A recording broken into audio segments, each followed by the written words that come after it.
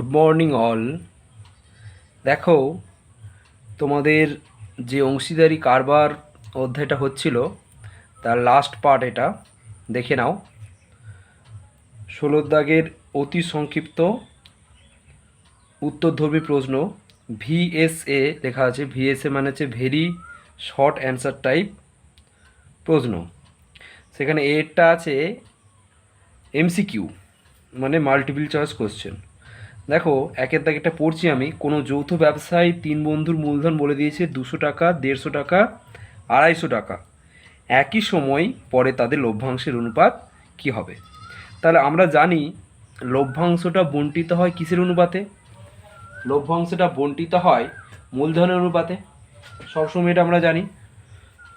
কাজেই মূলধন বলে দিয়েছে মানে সেখান থেকে আমি লভ্যাংশের অনুপাতটা পেয়ে যাব। মূলধনের অনুপাতটাই হবে লভ্যাংশের অনুপাত।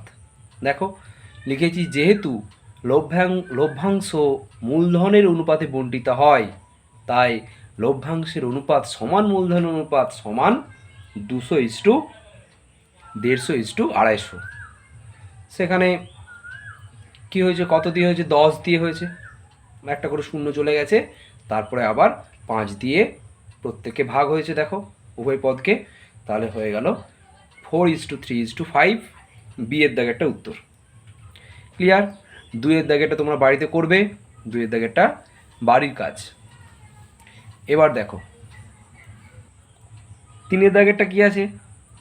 তিনের দাগেরটা ফতিমা, শ্রেয়া এবং স্মিতা তিনজনে মোট 6,000 টাকা দিয়ে একটা ব্যবসা শুরু করে।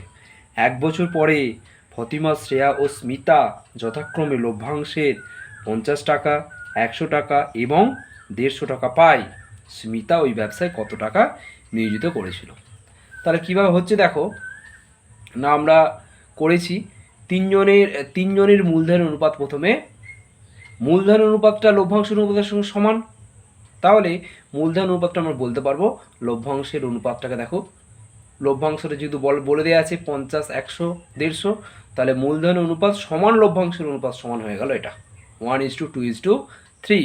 এবারে 600 টাকার মধ্যে 6,000 টাকার মধ্যে স্মিতা নিয়োজিত করে। স্মিতা দেখো 3 নম্বর পজিশনে আছে। স্মিতা 3 নম্বর পজিশনে আছে, তাহলে কি হলো? 6,000 × 3/1 + 2 + 3, 1 + 2 + 3 যেমন করে বের করতে হয় টাকা। তাহলে 6,000 × 3 = 6 হচ্ছে, কাটাকুটি করে কত হলো? 3,000। কত হলো? 3,000 টাকা। এটা সি এরটা উত্তর। ক্লিয়ার? তারপরে দেখো চারের দাগের অঙ্কটা একটু বুঝতে হবে। চারের দাগের অঙ্কটা পড়ছি। দেখো, অমল ও বিমল একটি ব্যবসা শুরু করে। অমল 500 টাকা 9 মাসের জন্য এবং বিমল কিছু টাকা 6 মাসের জন্য ব্যবসায় নিয়োজিত করে। ব্যবসায় মোট লাভ হয় 69 টাকা এবং বিমল লাভের 46 টাকা পায়। ঠিক আছে? তাহলে ব্যবসায় বিমলের মূলধন কত, এটা আমাকে বের করতে বলেছে। তাহলে দেখো কি হচ্ছে, কি করে আমরা করেছি। ধরি বিমলের মূলধন X টাকা। আমরা ধরে নিলাম বিমল X টাকা নিয়োজিত করেছিল। তাহলে অমল ও বিমলের মূলধন অনুপাত দেখো, আমরা সমতুল্য মূলধন করে নিয়েছি। 500 টাকা দিয়েছিল অমল 9 মাসের জন্য, তাহলে ওর সমতুল্য মূলধন 500 × 9। আর এর মূলধন আমি ধরে নিয়েছি বিমলের X, তাহলে ক মাসে? এটা 6 মাসের জন্য, তাহলে এর সমতুল্য মূলধন হচ্ছে X × 6। তাহলে মোট লাভের 46 টাকা বিমল পেল। তাহলে অমল কত পাবে? টোটাল কত লাভ ছিল? 69 টাকা। তাহলে 69 টাকা থেকে 46 টাকা বাদ দিয়ে দিলাম। তাহলে কত হলো? 69 - 46 টাকা সমান কত? 23 টাকা। 23 টাকা কে পেয়ে গেল? 23 টাকা পেয়ে গেল অমল। ঠিক আছে? তাহলে লভ্যাংশগুলো পেয়ে গেলাম, লাভগুলো পেয়ে গেলাম। আচ্ছা, বিমল কত? 46 টাকা, অমল কত? 23 টাকা।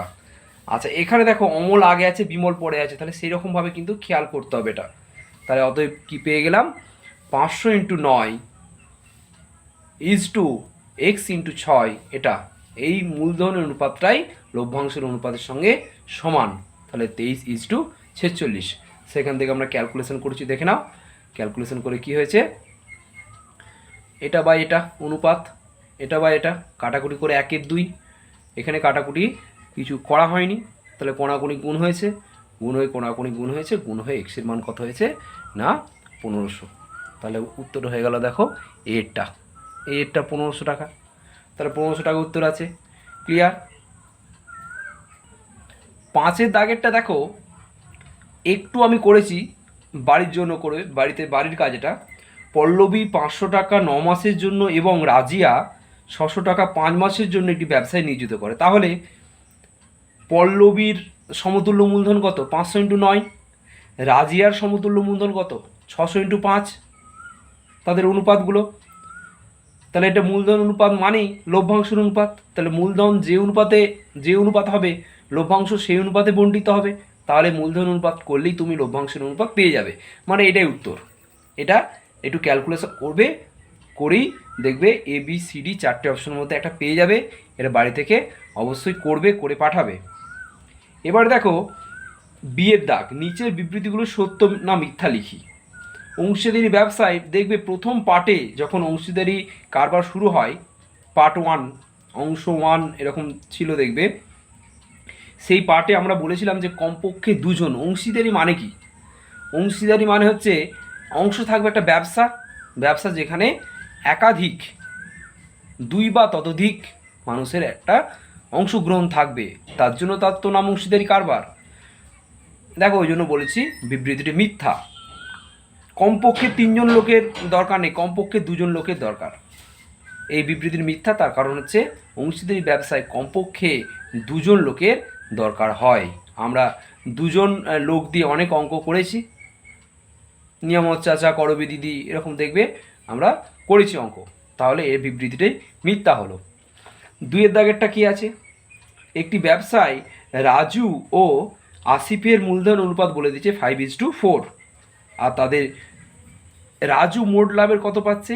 80 টাকা, আর আসিফ কত পাচ্ছে? 100 টাকা।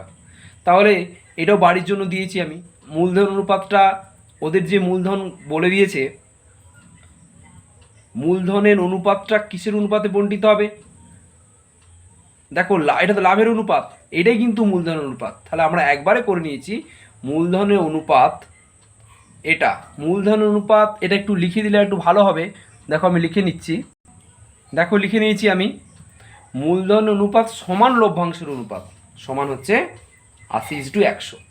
এবারে 80:100 ক্যালকুলেশনটা করবে, করে দেখবে তোমাদের বইতে কী দেওয়া আছে, 5:4 দেওয়া আছে। যদি 5:4-এর সাথে মেলে তাহলে বিবৃতিটি সত্য, আর যদি না মেলে তাহলে বিবৃতি মিথ্যা। ঠিক আছে? এটা কিন্তু হোমওয়ার্ক বাড়িতে করবে বাকিটা। C-এর দাগের শূন্যস্থান পূরণ বাড়িতে কমপ্লিট করবে। এটা আমি পুরোটাই বাড়ির কাজ দিয়েছি, পুরোটাই বাড়ির কাজ দিয়েছি। দেখো এটা মুখে একটু বলে দিচ্ছি। অংশীদারি কারবার 2 ধরনের আমরা জানি। 2, এই প্রথম শূন্যস্থানটা হবে 2। 2 নম্বরটা কী আছে? অন্য কোনো শর্ত ছাড়া অংশীদারি ব্যবসায় অংশীদারগণ সমান সময়ের জন্য যদি মূলধন নিয়োজিত করে তাকে কি বলে? দেখবে আমি আলোচনা করেছি। আর যদি বিভিন্ন সময়ের জন্য করে তাকেই বা কী বলে? 2-এর দাগ 3-এর দাগ বাড়ি থেকে করবে। এক একটা বলে দিলাম, 2-এর দাগ 3-এর দাগ করে পাঠাবে। এবারে দেখো লাস্ট পার্ট যেটা 17-এর দাগ, সংক্ষিপ্ত উত্তরধর্মী প্রশ্ন S.A মানে হচ্ছে শর্ট অ্যান্সার টাইপ প্রশ্ন। এক একটা কী বলেছে? একটি অংশীদারি ব্যবসায় সমীর, ইদ্রিস ও অ্যান্টনির মূলধন অনুপাত বলে দিয়েছে 1/6:1/5:1/4। তাহলে এই যে ভগ্নাংশের অনুপাত, সেটাকে আমাকে প্রথমে পূর্ণ সংখ্যার অনুপাতে প্রকাশ করতে হবে। দেখো 1/6 হর কে আছে? 6, এখানে কে 5, এখানে কে 4, এদের লসাগু করে নিলাম। লসাগু করলে কত হচ্ছে? 3 দুগুণে 6, 5 6 30, 30 দুগুণে 60, লসাগু হচ্ছে 60। তাহলে 60 হচ্ছে, তার প্রত্যেকটা অনুপাতকে 60 দিয়ে গুণ করে দিলাম। 1/6 × 60 = 1/5 × 60 1/4 × 60। তাহলে কি হচ্ছে দেখো, কাটাকুটি করে 10 6 10 60, 5 12 60, আর 4 15 60, 10:12:15 কি পেয়ে গেলাম? এদের মূলধন অনুপাত পেয়ে গেলাম। এবারে কি বলেছে? বছরের শেষে ব্যবসায় মোট লাভ হয়েছে 3,700। মোট লাভ কত হয়েছে 3700। তাহলে 3700 টাকার লাভের মধ্যে অ্যান্টনি কত নম্বরে আছে? 3 নম্বর পজিশনে আছে অ্যান্টনি। তাহলে 3 নম্বরে কে আছে এখানে? 15। তাহলে 15 বাই এদের অনুপাতের সমষ্টি আমরা আগেও করেছি এরকম 3700 ইন্টু এটা, তাহলে সমষ্টি করে কত হয়েছে 37। 37 আর 3700 কাটাকুটি করে 100 হলো, 100কে 15 দ্বিগুণ করলে হলো 1500। অতএব অ্যান্টনির লাভ হবে 1500 টাকা। ক্লিয়ার? খুব সহজ, এক একটা কমপ্লিট। দুয়েরটা দেখো, একটি অংশীদারি ব্যবসায় পৃথা ও রাবেয়ার মূলধন অনুপাত বলে দিয়েছে কত? 2:3। আর রাবেয়া আর জেসমিনের মূলধন অনুপাত বলে দিয়েছে 4:5। এখান থেকে তোমাকে চেয়েছে কার কাছে চেয়েছে? পৃথা, রাবেয়া আর জেসমিন তিনজনের মূলধন অনুপাত চেয়েছে। দেখো অনুপাতের অঙ্কের কথা মনে করে দেখো, অনুপাত এটা ঠিক এই চ্যাপ্টারের অঙ্ক নয়, এটা অনুপাতের অঙ্কের মতন কতকটা। অনুপাতের অঙ্ক জানলেই এই অঙ্কটা করা যাবে। 2:3 আর 4:5 এই দুটো অনুপাত থেকে একটা অনুপাত আমরা বের করে নিচ্ছি। দেখো 2:3 মানে 2/3, আর 4:5 মানে কত? 4/5। 4:5 মানে কত? 4/5। তাহলে সেখান থেকে দেখো এটাকে আমরা একই এতে নিয়ে এসেছি। এখানে 3 আছে, এখানে 4 আছে, 3 আছে হলো কত? 12। তাহলে এটাকে 12 করতে হবে, 4 দ্বিগুণ করতে হবে। এটাকে কত করতে হবে? 12 করতে হবে, 3 দ্বিগুণ করতে হবে। তাহলে উভয় পক্ষে 4 দ্বিগুণ করলাম হলো 8/12। এখানে উভয় পক্ষকে 3 দ্বিগুণ করলাম হলো 12/15। তাহলে কি হলো? পৃথা, রাবেয়া, জেসমিনের মূলধন অনুপাত হলো 8:12:15। 8:12:15। ঠিক আছে, এটা উত্তর। আর 3-এর দাগেরটা বাড়ির কাজ। ক্লিয়ার? এবারে 17-4টা দেখে নাও, পড়ছি আমি একবার। একটি অংশীদারি ব্যবসায় 3 জনের মূলধনের অনুপাত 3:8:5 এবং প্রথম ব্যক্তির লাভ তৃতীয় ব্যক্তির লাভের থেকে 60 টাকা কম হলে ব্যবসায় মোট কত লাভ হয়েছিল হিসাব করি। তাহলে এই অঙ্কটা ইম্পর্টেন্ট অঙ্ক, কিন্তু দাগ দেবে। ইম্পর্টেন্ট অঙ্ক। আমরা কি ধরে নিয়েছি দেখো, 3 জনের লভ্যাংশের অনুপাত, 3 জনের লভ্যাংশের অনুপাত সমান মূলধন অনুপাত। আমরা জানি যে মূলধন অনুপাত পাতে লভ্যাংশ বণ্টিত হয়। তাহলে 3 জনের লভ্যাংশের অনুপাত সমান মূলধন অনুপাত সমান কত? 3:8:5। ঠিক আছে, তাহলে আমরা ধরে নিলাম, ধরি প্রথম, দ্বিতীয়, তৃতীয় ব্যক্তির লাভ যথাক্রমে 3x টাকা, 8x টাকা এবং 5x টাকা। ঠিক আছে, এবারে কি বলেছে দেখো বইটা, প্রথম ব্যক্তির লাভ তৃতীয় ব্যক্তির লাভের থেকে 60 টাকা কম। তাহলে তৃতীয় ব্যক্তির বেশি, প্রথম ব্যক্তির কম। তৃতীয় ব্যক্তি কোথায়? দেখো 5x, প্রথম ব্যক্তি কত? 3x। 5x আর 3x। দেখো শর্তানুসারে আমরা বিয়োগ করেছি, তৃতীয় ব্যক্তি থেকে প্রথম ব্যক্তির লাভটা বিয়োগ করেছি, সেটা সমান 60। তাহলে 5x মাইনাস 3x সমান 60। সেখান থেকে আমরা বা দিয়ে বলতে পারছি 2x সমান 60 বা x সমান কত? 30।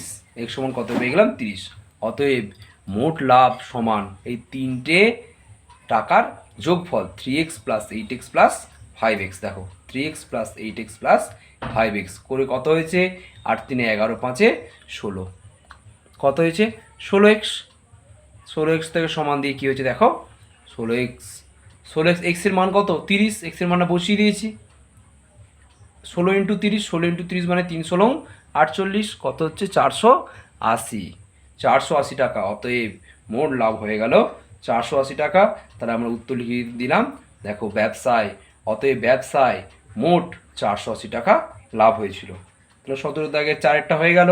5-এরটা তোমরা বাড়িতে করবে, বাড়ির কাজ একই রকম, কোন অঙ্কটার মতন একই। দেখো 16 দাগের 3-এরটা, 16 দাগের 3-এর অঙ্কটা পড়বে, আর এই 5-এর দাগের অঙ্কটা পড়বে। 17 দাগের 5 আর 16 দাগের 3 হুবহু সেম অঙ্ক, শুধু ডাটাগুলো আলাদা। ঠিক আছে, ওইটা আমাদের করা হয়েছে। তাহলে সেটার থেকে আশা করছি তোমরা 5-এর দাগেরটা করতে পারবে, এটাও বাড়ির কাজ। তাহলে এই পার্টটা কমপ্লিট হলো। এর সঙ্গে সঙ্গে অংশীদারি কারবার যে অধ্যায়টা সেটা আমাদের শেষ হলো। নেক্সট ক্লাসে নেক্সট চ্যাপ্টার। ওকে।